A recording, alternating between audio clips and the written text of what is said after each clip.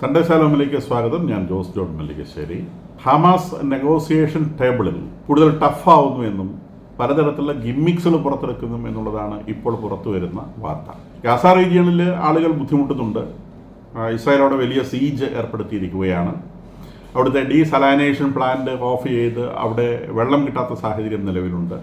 Power കിട്ടാത്ത സാഹചര്യം നിലവിലുണ്ട്. ഭക്ഷണം സാധനങ്ങൾ അങ്ങോട്ട് കടത്തിക്കൊണ്ടു പോകാൻ അനുവദിക്കുന്നില്ല. മെഡിസിൻസ് കടത്തിക്കൊണ്ടു പോകാൻ അനുവദിക്കുന്നില്ല. ഈ വിഷയങ്ങളൊക്കെ നിലനിൽക്കുമ്പോഴും ഹമാസ് നെഗോസിയേഷൻ ടേബിളിൽ വളരെ ടഫായിട്ട് ബിഹേവ് ചെയ്യണം. ഹമാസിനെ സംബന്ധിച്ച് അവരുടെ കയ്യിലുള്ള പിടിവള്ളി എന്ന് പറയുന്നത് ഈ 59 ക്യാപ്റ്റീവ്സാണ്. അവർ പിടിച്ചു വെച്ചിട്ടുള്ള 59 ക്യാപ്റ്റീവ്സ് മാത്രമാണ് അവരുടെ അസറ്റ് എന്ന് പറയുന്നത്. അത് വെച്ചുകൊണ്ടാണ് അവർ എല്ലാ വർത്താനവും പറയുന്നത്. അത് കയ്യിലില്ലെങ്കിലും ഒറ്റ ദിവസം കൊണ്ട് അവരെ ചുരുട്ടി കെട്ടി ശരിയാക്കും. അവർക്കറിയാം. അപ്പോൾ അതുകൊണ്ട് ഈ ക്യാപ്റ്റീവ്സ് കയ്യിൽ നിന്ന് പോയി കഴിഞ്ഞാൽ പടി തീരുമെന്ന് അവർക്ക് അറിയാവുന്നത് കൊണ്ട് അവർ നെഗോസിയേഷൻ ടേബിളിൽ പരമാവധി ടഫായിട്ട് ബിഹേവ് ചെയ്യാൻ. ഇപ്പോൾ ഈ ഗാസ റീജിയനിലെ ആളുകൾ പട്ടിണി കിടക്കുന്നതുകൊണ്ട് ഹമാസുകാർക്ക് പ്രത്യേകിച്ച് പ്രശ്നമൊന്നുമില്ല. കാരണം അന്ന് സാധനങ്ങൾ കടത്തിക്കൊണ്ട് പോകാൻ അനുവദിക്കപ്പെട്ട സമയങ്ങളിൽ ബാക്കിയുള്ള ഗുഹകളിൽ അവർക്ക് ആവശ്യമുള്ള ഭക്ഷണ സാധനങ്ങളും അവർക്ക് ആവശ്യമുള്ള ബാറ്ററികളും സോളാർ എനർജി സൗകര്യങ്ങളും അവർക്ക് ആവശ്യമുള്ള വെള്ളമൊക്കെ അവർ സംഭരിച്ചു വെച്ചിട്ടുണ്ട്. ഈ പടയാളികളെന്ന് വിളിക്കുന്ന ആൾക്ക് തിന്നു കൊടുക്കാൻ ആവശ്യമുള്ളതെല്ലാം അവരുടെ കയ്യിലുണ്ട്. ഈ പറയുന്ന പട്ടിണിയും പരിവട്ടവും എല്ലാം സാധാരണക്കാരന് മാത്രമുള്ളതാണ്. അവിടെ കിടക്കുന്ന അവിടുത്തെ സാധാരണ പാലസ്തീനികൾ മാത്രമാണ് എന്ത് തരത്തിലുള്ള സീജ് ഏർപ്പെടുത്തിയാലും ആ സീജിൻ്റെ ബുദ്ധിമുട്ട് അനുഭവിക്കാൻ പോകുന്ന അവർ മാത്രമാണ്. ഹമാസിൻ്റെ ഭീകരപ്രവർത്തകർ അവരുടെ സെക്യൂരിറ്റി ആദ്യം ഉറപ്പാക്കിയ ശേഷം മാത്രമേ, അവരുടെ സുഖജീവിതം ആദ്യം ഉറപ്പാക്കിയതിന് ശേഷം മാത്രമേ അവർ പാലസ്തീനിലെ ഏത് നവജാത ശിശുവിനും ആവശ്യമായ സാധനം പ്രൊവൈഡ് ചെയ്യൂ എന്നുള്ളത് ലോകത്തെ എല്ലാവർക്കും അറിയുന്ന കാര്യമാണ്. അതുകൊണ്ട് തന്നെ അവർ നെഗോസിയേഷൻ ടേബിളിൽ ഈ ബന്ധികളെ എങ്ങനെ കൊടുക്കാതിരിക്കാം എന്നുള്ള കളികളാണ് അവർ നടത്തിക്കൊണ്ടിരിക്കുന്നത്. അപ്പോൾ അതിലവർ പ്രധാനമായിട്ടും ഈ കഴിഞ്ഞ ദിവസം ഇറക്കിയ ഒരു ടെക്നിക്ക് അമേരിക്കയോട് പറയുന്നു, നിങ്ങളുടെ ആളുകളെ അങ്ങ് തന്നേക്കാം. അമേരിക്കയുടെ 4 ഡെഡ് ബോഡിയും ഏദൻ അലക്സാണ്ടർ എന്ന് പറയുന്ന ഒരാൾ, ഏദൻ അലക്സാണ്ടർ എന്ന് പറയുന്ന ഒരു അമേരിക്കൻ ഇസ്രായേൽ പൗരത്വമുള്ള ഡ്യുവൽ സിറ്റിസൺഷിപ്പുള്ള അമേരിക്കൻ ആർമിയിലെ മെമ്പറായ ഒരു ചെറുപ്പക്കാരനുമാണ് ഇവരുടെ കയ്യിലുള്ളത്. അപ്പോൾ ആ ചെറുപ്പക്കാരനെയും കൊടുക്കാം, 4 ഡെഡ് ബോഡി കൊടുക്കാം അമേരിക്കയോട്. അപ്പോൾ അമേരിക്ക പറഞ്ഞു അത് വെച്ചുള്ള കളി വേണ്ട, മുഴുവൻ ആളുകളെയും കൈമാറുന്ന വിഷയത്തെക്കുറിച്ചുള്ള സംസാരം മതി. അപ്പോൾ ഇവരുടെ ഒരുതരം ഗിമ്മിക്സ് ഈ ചർച്ചയെ ഒരുതരം വില കുറച്ച് കാണുക. അതായത് അമേരിക്കയും ഇസ്രായേലും 2 തട്ടിലാണ്. അപ്പോൾ അമേരിക്കയുടെ വിഷയങ്ങളൊക്കെ സാധൂകരിച്ച് കഴിഞ്ഞാൽ അമേരിക്കയുടെ പ്രശ്നം കഴിഞ്ഞാൽ നിങ്ങൾ പോയിക്കോ, ഇനി ഞങ്ങളും ഇസ്രായേലും തമ്മിൽ ആയിക്കോളാം എന്നുള്ള നിലയിലുള്ള ഒരു സംസാരം. അപ്പോൾ അത് നെഗോസിയേഷൻ ടേബിളിൽ അലോസരമുണ്ടാക്കിയ എല്ലാവർക്കും ഡിസ്റ്റർബൻസ് ഉണ്ടാക്കിയ ഒരു വിഷയമാണ്. 1.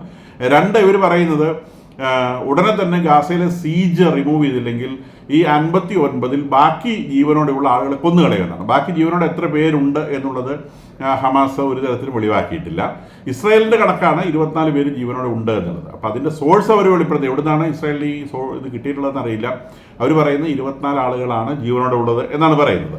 അപ്പോൾ അങ്ങനെയാണെങ്കിൽ ഹമാസ് പറയുന്നത് ഈ ബാക്കി ജീവനോടെ ഉള്ളവരെ കൂടി ഞങ്ങളിപ്പം അറുത്ത് ബിസ്മിയാക്കും, അല്ലെങ്കിൽ ഉടനെ നിങ്ങൾ ഈ ഗാസയിലെ സീജ് ഒഴിവാക്കുക എന്നാണ് അവർ പറയുന്നത്.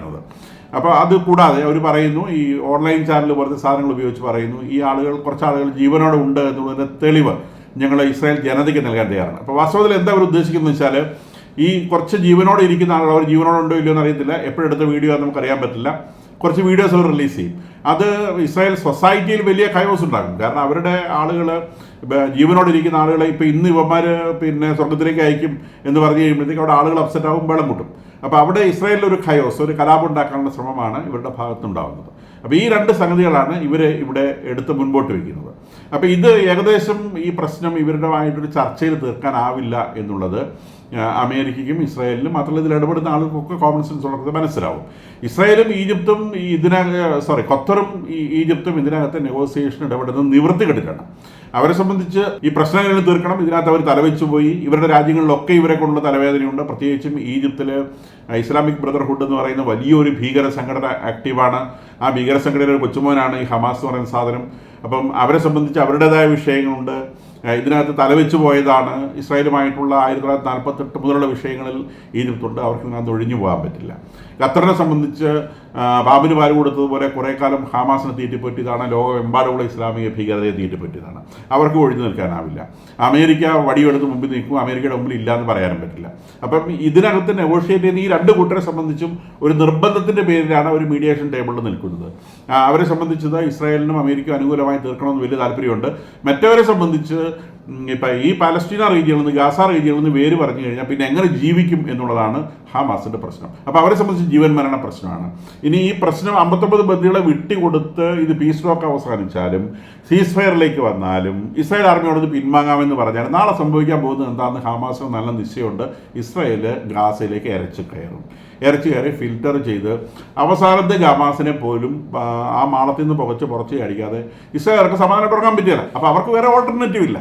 അപ്പോൾ അവരത് ചെയ്യും എന്നുള്ളത് ഹമാസിന് ഉറപ്പാണ്. അപ്പോൾ അതുകൊണ്ട് തന്നെ ഹമാസിനെ സംബന്ധിച്ച് അവർ വരേണ്ട നിൽക്കുകയാണ്. എന്താ ചെയ്യാന്ന് അവർക്കറിയില്ല. അപ്പോൾ അവർ ഇനി ഈ പ്രശ്നം തീരണ്ട എന്നൊരു സ്റ്റേജിലേക്കാണ് പതുക്കെ പോകുന്നത്. അവർ സീസ് ഫയർ ആണോ അല്ല യുദ്ധമാണോ ഒരു കാര്യത്തിലൂടെ തീരുമാനമാവാതെ ഒരു അഴകുഴമ്പൻ രീതിയിൽ മുന്നോട്ട് പോട്ടെ, ചർച്ചകൾ ഇങ്ങനെ വലിച്ചു നീട്ടി കൊണ്ടുപോകുക, അതിനിടയ്ക്കൂടെ ഇങ്ങനത്തെ ഓരോ ഗിമ്മിക്സ് ഇറക്കുക, അതാണ് ഇപ്പോൾ അവർ എടുക്കുന്ന ഒരു തന്ത്രമെന്നാണ് മനസ്സിലാവുന്നത്. അതിനിടയിലൂടെ അമേരിക്കയും ഇസ്രായേലും വളരെ സീരിയസ് ആയി പാലസ്റ്റീന റീജിയനിലുള്ള ആളുകളെ എങ്ങനെ മാറ്റിപ്പാർപ്പിക്കാം എന്നതിനെ സംബന്ധിച്ച് ആലോചനകൾ നടത്തുന്നു. നമ്മൾ പല വീഡിയോകളിലും സൂചിപ്പിച്ചതാണ്. ഇന്ന് നമ്മുടെ മലയാള ന്യൂസ് പേപ്പറുകളെല്ലാം ആ വിഷയം റിപ്പോർട്ട് ചെയ്തിട്ടുണ്ട്. ആഫ്രിക്കൻ രാജ്യങ്ങളിലേക്കാണ് ഇവരെ മാറ്റാൻ ശ്രമിക്കുന്നതെന്നും നമ്മൾ ഒരു 4-5 ദിവസം തന്നെ നമ്മൾ പറഞ്ഞിരുന്നതാണ്. ഇതൊക്കെ ഇൻ്റർനാഷണൽ മീഡിയയിൽ വരുന്നതാണ്.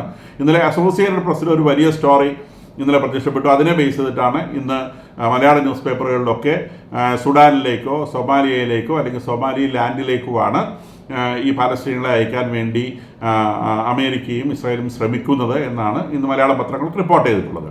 അപ്പോൾ ഇതിൽ ഈ സുഡാൻ എന്ന് പറയുന്നത് ഈജിപ്തിൻ്റെ തൊട്ട് തെക്ക് ഉള്ള രാജ്യമാണ്. ഈജിപ്ത് കഴിഞ്ഞാൽ പിന്നെ ഗൾഫ് ഫക്കാബ എന്ന് പറയുന്ന റെഡ് സൈഡ് നീണ്ടു കിടക്കുന്ന വാലിൽ ഈജിപ്ത് കഴിഞ്ഞാൽ തൊട്ട് താഴെ കിടക്കുന്നത് സുഡാനാണ്. സുഡാൻ കഴിഞ്ഞാൽ സൊമാലിയാണ്, സൊമാലി കഴിഞ്ഞാൽ സൊമാലിലാൻഡാണ്. അപ്പോൾ സൊമാലിയയിൽ നിന്ന് വേർപെട്ട് പോയ ഒരു സ്ഥലമാണ് സൊമാലിലാൻഡ്. അവിടെ ഒരു ഗവൺമെൻറ് ഉണ്ട്, പക്ഷേ ആ ഗവൺമെൻറ്റിന് യാതൊരു തരത്തിലുള്ള ഇൻ്റർനാഷണൽ റെക്കഗ്നീഷനും കിട്ടിയിട്ടില്ല. അപ്പോൾ ഈ സ്ഥലങ്ങളിലൊക്കെ ആളുകളെ കൊണ്ട് പാർപ്പിക്കാമെന്ന് വെറുതെ കൊണ്ട് പറയുന്നതല്ല. ട്രംപ് പറയുമ്പം അല്ലെങ്കിൽ അമേരിക്ക അത് പറയുമ്പം അമേരിക്ക അതിനോട് ഹോൾഡ് ഔട്ട് ഉണ്ട്. അതുകൊണ്ടാണ് ഈ സുഡാൻ എന്ന് പറയുന്നത് അബ്രാഹാം അക്കോർഡിലെ ഒരു മെമ്പറാണ്. അബ്രാഹാം അക്കോർഡ് എന്ന് പറയുന്നത് കഴിഞ്ഞ ട്രംപ് അഡ്മിനിസ്ട്രേഷൻ്റെ സമയത്ത് 5 അറബ് രാജ്യങ്ങൾ ചേർന്നുണ്ടാക്കിയിട്ടുള്ള ഒരു പാക്റ്റാണ്. അപ്പോൾ അതിൽ സുഡാനെ കൂടെ കയറ്റിയപ്പോൾ സുഡാനെ സംബന്ധിച്ച് അവർക്ക് ഇൻ്റർനാഷണൽ അക്രഡിറ്റേഷൻ കിട്ടുന്നു, ധാരാളം പിന്നെ ഇൻ്റർനാഷണൽ എയ്ഡ് കിട്ടുന്നു, കൂടാതെ ലോൺ കിട്ടുന്നു. അങ്ങനത്തെ കുറേ വിഷയങ്ങളാണ് ഇതിനകത്തുള്ളത്. പക്ഷേ സുഡാൻ ഒരു 5-6 വർഷമായിട്ട് വലിയ ഇന്റേണൽ സ്ട്രഗിളിലാണ്. ഒരു റിബൽ ആർമി സുഡാൻ ഗവൺമെൻറ്റിനെതിരെ ഒക്കെ ഈ റിലീജിയനായിട്ട് ബന്ധപ്പെട്ടതാണ്. ഇവരുടെ ഈ പറഞ്ഞ ഇസ്ലാമിക റിലീജിയനുള്ള എല്ലാ രാജ്യങ്ങളും ഒരിടത്തും സമാധാനമില്ല, എല്ലായിടത്തും തമ്മിൽ മാത്രമേ ഉള്ളൂ. അപ്പോൾ അത് പിന്നെ ആരാണ് തീവ്രവാദി അല്ലാത്തതെന്ന് തിരിച്ചറിയാൻ പറ്റില്ല. ആ രീതിയിലാണ് എല്ലായിടത്തും. ഓരോരുത്തർക്കും ഓരോ തരം താല്പര്യങ്ങളുണ്ടാവും. ഉടനെ തോക്കെടുക്കും, വെടിവെക്കും. ഒരു ഇൻഡിസിപ്ലിൻ, രാജ്യസ്നേഹം എന്ന് പറഞ്ഞ സാധനം ഒരു രാജ്യത്ത് നിലവിലില്ല. അവർക്ക് മതസ്നേഹം മാത്രമേ ഉള്ളൂ. അപ്പോൾ ഈ മതത്തിന് ചത്തു കഴിഞ്ഞാൽ സ്വർഗത്തിൽ പിന്നെ ലോട്ടറി കിട്ടും. അപ്പോൾ അത് എങ്ങനെയാണെങ്കിലും ഈ യുദ്ധം അവസാനം മതത്തിൻ്റെ പേരിലാക്കി വയ്ക്കും. എന്നിട്ട് യുദ്ധം ചെയ്യും, അങ്ങോട്ടും ഇങ്ങോട്ടും തമ്മിൽ തല്ലും, ചാവും. ഒരു തരത്തിലുള്ള പുരോഗതി ഉണ്ടാവില്ല. സുഡാനിലെ കറുപട്ടിണിയാണ്. അപ്പോൾ സുഡാനെ സംബന്ധിച്ച് എന്തെങ്കിലും ഒരു ഇൻ്റർനാഷണൽ എയ്ഡ് കിട്ടുക എന്ന് പറയുന്നത് വലിയ താല്പര്യമാണ്. കാരണം അമേരിക്ക കൊണ്ടുപോയിട്ട് ഇവരുടെ വായിൽ വെച്ച് കൊടുക്കരുത്. ഇവർക്ക് കുറേ സൗകര്യങ്ങൾ കൊടുക്കാം, ഇൻ്റർനാഷണൽ പിന്നെ സഹായങ്ങൾ കുറേ കിട്ടും. കൂടാതെ ഇവരുടെ ഈ റിബൽ ആർമീനെ അടിച്ചമർത്താൻ സഹായിക്കാം എന്നുള്ളതാണ് അമേരിക്ക വെക്കുന്ന ഓഫർ. അങ്ങനെയാണെങ്കിൽ നിങ്ങൾ റിബലുകളെ സ്വീകരിക്കുമോ? അപ്പം പറ്റില്ലാതെ സുഡാൻ പറഞ്ഞു എന്നാണ് പത്രങ്ങളൊക്കെ റിപ്പോർട്ട് ചെയ്യുന്നത്. അതിനകത്തൊന്നും ഒരു കാര്യമില്ല, നമുക്കറിയാം. കാരണം ഇതൊന്നും ആരോടും പറഞ്ഞിട്ടല്ല ഇത്തരം കാര്യങ്ങൾ ചർച്ച ചെയ്യുന്നത്. ചർച്ചയൊക്കെ അടിക്കൂടെ നടക്കും, പത്രങ്ങളുടെ ഒരു വേറെ വർത്താനം പറയും. വളരെ സീരിയസ് ആയ ടോക്ക് നടക്കുന്നുണ്ട് എന്നാണ് അവിടെ നിന്ന് ചോർന്ന് കിട്ടുന്ന ന്യൂസുകളായിട്ട് ഇന്റർനാഷണൽ ന്യൂസ് ഏജൻസികൾ വളരെ സീരിയസ് ആയ ടോക്കുകൾ. അതായത് സംസാരിക്കുന്നവരെ സംബന്ധിച്ച് ഞങ്ങൾക്ക് എന്ത് മെച്ചം കിട്ടും എന്നുള്ളതാണ് അവർ നോക്കുക. അപ്പോൾ സുഡാനെ സംബന്ധിച്ച് സുഡാൻ ഇതുകൊണ്ട് എന്താണ് മെച്ചം എന്നാണ് അവർ നോക്കുക. അമേരിക്കയെ സംബന്ധിച്ച് ഈ മാറ്റി പാർപ്പിക്കുന്ന ആൾക്ക് ബുദ്ധിമുട്ടില്ലാത്ത രീതിയിലുള്ള ഒരു സൗകര്യം അവിടെ കിട്ടണം. അപ്പോൾ അങ്ങനെ രണ്ടാമത് നോക്കിയിട്ടുള്ള സൊമാലിയാണ്. സൊമാലിയക്കും ഇതേ വിഷയങ്ങൾ തന്നെയാണ്. അവിടെയും ഇന്റേണൽ സ്ട്രഗിൾസ് ഉണ്ട്, പട്ടിണിയുണ്ട്, ഈ ഇന്റർനാഷണൽ എയ്ഡിന് യാതൊരു സാധ്യതയില്ല, അത് കിട്ടാനുള്ള അവസരങ്ങൾ കിട്ടണം. ഇതൊക്കെയാണ് അവരുടെ വിഷയം. നേരെ പറഞ്ഞ് സൊമാലിലാൻഡ് എന്ന് പറയുന്ന സ്ഥലത്തെ സംബന്ധിച്ച് അവർക്ക് വേറെ കുറച്ചും കൂടെ പ്രത്യേകതകളുണ്ട്. ഒന്ന്, ഇന്റർനാഷണൽ കമ്മ്യൂണിറ്റി അംഗീകരിക്കാത്ത ഒരു ഗവൺമെൻറ്റാണ് അവിടെ ഉള്ളത്. അപ്പോൾ അവരുടെ മുൻപിൽ അമേരിക്കയ്ക്കും ഇസ്രായേലിനും ആദ്യം വെക്കാനുള്ള ഓഫർ എന്ന് പറയുന്നത് നിങ്ങൾക്ക് ഇൻ്റർനാഷണൽ അക്രഡിറ്റേഷൻ ഞങ്ങൾ വാങ്ങിത്തരാം എന്ന് പറഞ്ഞാൽ ഒരു രാജ്യം എന്ന നിലയിലുള്ള അംഗീകാരം നിങ്ങൾക്ക് വാങ്ങിത്തരാൻ സാധിക്കും. സൊമാലിയ ഇപ്പോൾ അത് സൊമാലിയയുടെ ഒരു ഭാഗം തന്നെയാണ് എന്ന് പറഞ്ഞുകൊണ്ടാണ് നിൽക്കുന്നത്. പക്ഷേ സൊമാലിയ ഗവൺമെൻറ്റിന് അവിടെ യാതൊരു തരത്തിലുള്ള ഇൻഫ്ലുവൻസും ഇല്ല എന്ന് മാത്രമല്ല, സൊമാലിലാൻഡിൽ ഒരു ഗവൺമെൻറ് ഉണ്ട്, അവിടെ ഒരു പ്രധാനമന്ത്രി ഉണ്ട്, ഒരു ഗവൺമെൻറ് ഉണ്ട്. പക്ഷേ അവർക്ക് ഇൻ്റർനാഷണൽ അക്രഡിറ്റേഷൻ ഇല്ലാത്തതുകൊണ്ട്, UN അംഗത്വം ഇല്ലാത്തതുകൊണ്ട്, മറ്റു രാജ്യങ്ങൾ അംഗീകരിക്കാത്തതുകൊണ്ട് ഇവർക്ക് രാജ്യാന്തര തലത്തിൽ നിന്നുള്ള യാതൊരു തരത്തിലുള്ള ഫിനാൻഷ്യൽ എയ്ഡും കിട്ടുകയില്ല, ലോൺ കിട്ടുകയില്ല, മറ്റ് സഹായം കിട്ടുകയില്ല. അപ്പോൾ അവരെ സംബന്ധിച്ച് ഒരു ഇൻ്റർനാഷണൽ റെക്കഗ്നീഷൻ കിട്ടുക എന്ന് പറയുന്നത് ഇറ്റ് ഇസ് സോ ഇമ്പോർട്ടൻറ്റ്. അപ്പോൾ അവർക്ക് ഓഫർ ചെയ്യപ്പെടുന്ന ഈ രാജ്യത്തിൻ്റെ ധാരാളം പ്രദേശങ്ങൾ ഒഴിഞ്ഞു കിടക്കുന്ന പ്രദേശങ്ങളുണ്ട്. ഇതിൽ നിന്ന് ഒരു ഒഴിഞ്ഞു കിടക്കുന്ന പ്രദേശം അമേരിക്കയ്ക്ക് വിട്ടുകൊടുക്കുകയാണെങ്കിൽ പകരമായിട്ട് അവർക്ക് ഈ ഇൻ്റർനാഷണൽ അക്രഡിറ്റേഷൻ വാങ്ങിക്കൊടുക്കാം, റെക്കഗ്നീഷൻ വാങ്ങിച്ചു കൊടുക്കാം എന്നുള്ളതാണ് അവരുടെ മുൻപിൽ വെച്ചതായി പറയപ്പെടുന്ന ഓഫർ. അപ്പോൾ അങ്ങനെ കിട്ടണം അവർ സമ്മതിക്കും. അത് കൂടാതെ ഈ സൊമാലി ലാൻഡിനുള്ള ഒരു വലിയ പ്രത്യേകത റെഡ് സീയിൽ യമന് നേരെ ഓപ്പോസിറ്റ് വരുന്ന രാജ്യമാണ്. അപ്പം ഈ റെഡ് സീ വലിയ വീതിയുള്ള ഒരു കടലെല്ലാം നമുക്കറിയാം, ഒരു വാലുപോലെ കൊണ്ട് കയറി കിടക്കുന്നതാണ്. ഈ കടലിൽ പിന്നെ കിഴക്ക് ഭാഗത്തുള്ളത് യമനാണ്, പടിഞ്ഞാറ് ഭാഗത്തുള്ളത് സൊമാലി ലാൻഡാണ്. അപ്പോൾ സൊമാലി ലാൻഡ് അമേരിക്കയ്ക്ക് പ്രത്യേകം താല്പര്യമുള്ള സ്ഥലമാണ്. കാരണം യമനിൽ താമസമുള്ള വേറെ തുരപ്പന്മാരുണ്ട്, ഹൂത്തികളെന്ന് പറയുന്ന ടീമുണ്ട്. അപ്പോൾ ഹൂതിക്കിട്ട് നല്ല പണി കൊടുക്കണമെന്നുണ്ടെങ്കിൽ ഈ സൊമാലി ലാൻഡിൽ ഒരു അമേരിക്കൻ എയർ ബേസ് വളരെ എസെൻഷ്യലാണ്. അപ്പോൾ അത് അവിടെ ചെയ്യാൻ സാധിക്കുകയാണെങ്കിൽ ഈ പറയുന്ന പാലസ്തീനികളെ സംബന്ധിച്ച് സേഫാണ്, സൊമാലി ലാൻഡിനെ സംബന്ധിച്ച് സേഫാണ്. ചെല്ലുന്ന പാലസ്തീനിക്ക് ലാവിഷായിട്ട് ജീവിക്കാം, അമേരിക്കൻ പ്രൊട്ടക്ഷനിൽ ജീവിക്കാം. അപ്പം ഇത് വളരെ ലുക്രേറ്റീവ് ആയിട്ടുള്ള ഒരു ഓഫറായിട്ട് വരാനാണ് സാധ്യത. മോസ്റ്റ് പ്രോബബ്ലി സൊമാലി ലാൻഡ് എന്ന് പറയുന്ന റീജിയൻ ലാൻഡിലെ ആ രാജ്യത്തിൻ്റെ ഒരു പ്രത്യേക പോർഷൻ ഇവർക്ക് വേണ്ടി തിരിച്ചെടുക്കുകയും പാലസ്തീനികൾ കൂട്ടത്തോടെ അങ്ങോട്ട് താമസം മാറ്റാനുള്ള സാധ്യത നല്ലപോലെ നിലവിലുണ്ട് എന്നാണ് നമ്മൾ മനസ്സിലാക്കേണ്ടത്. അവിടേക്ക് എത്താനൊന്നും വലിയ പ്രയാസമൊന്നുമില്ല. ഇസ്രായേലിൽ നിന്ന് നേരിട്ട് ഷിപ്പിൽ റെഡ് സീയിലൂടെ ഈ രാജ്യത്തേക്ക് എത്താവുന്നതേ ഉള്ളൂ. ഒരു അത്രയധികം ദൂരമൊന്നുമില്ല, ഏകദേശം ഒരു 1000 കിലോമീറ്റർ യാത്ര ചെയ്ത് കഴിഞ്ഞാൽ 1200 കിലോമീറ്റർ യാത്ര ചെയ്ത് കഴിഞ്ഞാൽ ഈ സൊമാലി ലാൻഡിലേക്ക് എത്താൻ പറ്റും. ആ തരത്തിലുള്ള ടോക്സ് നടക്കുന്നു. കൂടാതെ ഇറാനെ സംബന്ധിച്ച് ഇറാനിൽ ഇപ്പം അവർ പ്രധാനമായിട്ട് അന്വേഷിച്ചുകൊണ്ടിരിക്കുന്ന തലയിൽ മുണ്ടിടാത്ത പെണ്ണുങ്ങൾ ആരെങ്കിലും ഉണ്ടോ എന്നുള്ളതാണ്. അതിന് ഡ്രോണൊക്കെ വെച്ചിട്ട് ആകാശത്തോടെ നോക്കുകയാണ്. ഏതെങ്കിലും പെണ്ണുങ്ങൾ തലയിൽ മുണ്ടിടാതിരിക്കുന്നുണ്ട്, അവരുടെ തലയെ കൊണ്ട് മുമ്പിടാൻ വേണ്ടിയിട്ടാണോ എന്ന് അറിയത്തില്ല. അതാണ് ഇപ്പോൾ ഇറാനിൽ നടക്കുന്ന പുതിയ കലാപരിപാടിയായിട്ട് പറഞ്ഞു കേൾക്കുന്നത്. അതിനിടയിലൂടെ നമ്മൾ കഴിഞ്ഞ ദിവസം ഇറാൻ ചൈന റഷ്യ നെക്സസിനെ കുറിച്ച് പറഞ്ഞിരുന്നു.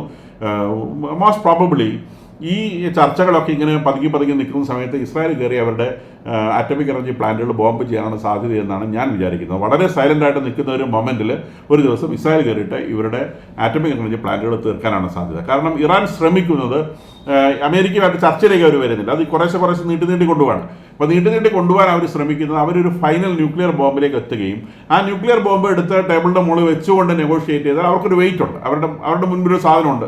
We have already created A nuclear bomb. ഇനി നിങ്ങൾക്കാർക്കും ഞങ്ങളെ തൊടാൻ പറ്റത്തില്ല, ഞങ്ങൾ ന്യൂക്ലിയർ ബോംബ് ഉണ്ടാക്കിയതാ വെച്ചത്, ഈ ബോംബ് ഞങ്ങൾ വേണമെങ്കിൽ ഡിഫ്യൂസ് ചെയ്യാം, പക്ഷേ ഞങ്ങൾ പറയുന്ന കാര്യങ്ങൾ ചെയ്യണം എന്നുള്ള ഒരു ലെവലിലേക്ക് എത്തിക്കാനുള്ള ശ്രമമാണ് അവരുടെ ഭാഗത്ത് നടക്കുന്നതെന്നാണ് ഇപ്പോൾ ന്യൂസ് ഏജൻസികളിൽ കുറച്ച് പേരെങ്കിലും റിപ്പോർട്ട് ചെയ്യുന്നൊരു കാര്യം. ഒരു ആണവ ബോംബിൻ്റെ വളരെ അടുത്ത് അവർ എത്തിയിട്ടുണ്ട്. അപ്പോൾ അത് ഉണ്ടാക്കാൻ സാധിക്കുകയാണെങ്കിൽ അത് ഉണ്ടാക്കിയിട്ട് അതെടുത്ത് മേശപ്പുറത്ത് വെച്ചുകൊണ്ട് നെഗോഷിയേറ്റ് ചെയ്യുകയാണെങ്കിൽ അവർക്ക് കുറച്ചുകൂടി ഒരു നെഗോസിയേഷൻ പവർ കിട്ടും എന്നുള്ളതാണ് അവരുടെ വിചാരം. ഇനി ഉക്രൈൻ റഷ്യ വിഷയത്തിൽ നമ്മൾ ഇന്നലെ പറഞ്ഞതുപോലെ തന്നെ റഷ്യ ടഫാവുകയാണ്. റഷ്യ പറയുന്നത് ഒരു ഓൾ ഔട്ട് വിക്ടറിയാണ് റഷ്യക്ക് വേണ്ടത്. അതായത് നാറ്റോ അംഗത്വം ഉക്രൈന് കൊടുക്കാൻ പറ്റില്ല, പിന്നെ ഇവർ പിടിച്ചെടുത്ത് ലാൻഡ് ചെയ്യുന്ന ഒരു പൊടി പോലും തിരിച്ചു കൊടുക്കുകയില്ല, പിന്നെ ഇങ്ങനെയുള്ള കുറേ കാര്യങ്ങളാണ് പുടിൻ പറയുന്നത്. നമ്മൾ നേരത്തെ പറയുന്നത് Putin is a very difficult man to deal.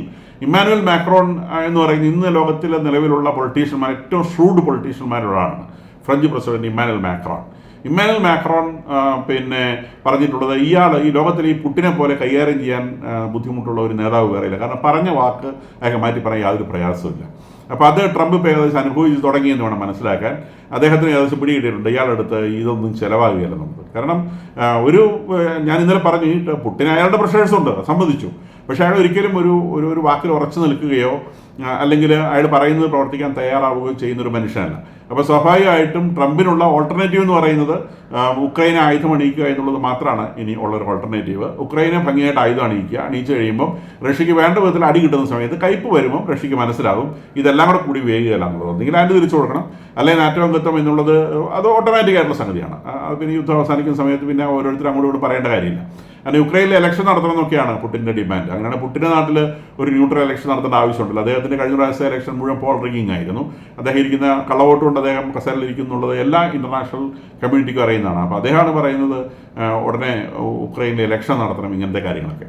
അപ്പോൾ അത് എങ്ങോട്ടാണ് നീങ്ങുന്നതെന്ന് നമുക്ക് ഇനി വരും ദിവസങ്ങളിൽ കാണാൻ സാധിക്കും.